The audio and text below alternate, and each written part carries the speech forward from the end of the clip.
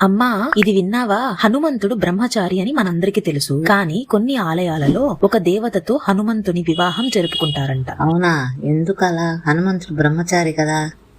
హనుమంతుడు బ్రహ్మచారి, కానీ హనుమంతుడు సూర్యదేవుని వద్ద విద్యను అభ్యసించేవాడని పురాణంలో చెప్పబడింది. అప్పుడు సూర్యుని కుమార్తె సువర్చల అనే దేవత హనుమంతుడిని ఇష్టపడితే ఈ విషయం తెలుసుకున్న సూర్యుడు విద్యాభ్యాసం అనంతరం హనుమంతుడిని గురుదక్షిణగా సువర్చలను వివాహమాడమని చెప్తాడు. కానీ హనుమంతుడు మాత్రం దానికి తాను కలియుగం అంతమయ్యే వరకు బ్రహ్మచారిగా ఉంటానని ప్రతిజ్ఞ చేస్తాడు. కలియుగం పూర్తయిన తర్వాత మాత్రం సువర్చలనని ఖచ్చితంగా వివాహం చేసుకుంటాను అని మాట ఇస్తాడు. అదేంటి, ఎందుకు కలియుగం అయ్యాకే అని అన్నాడు?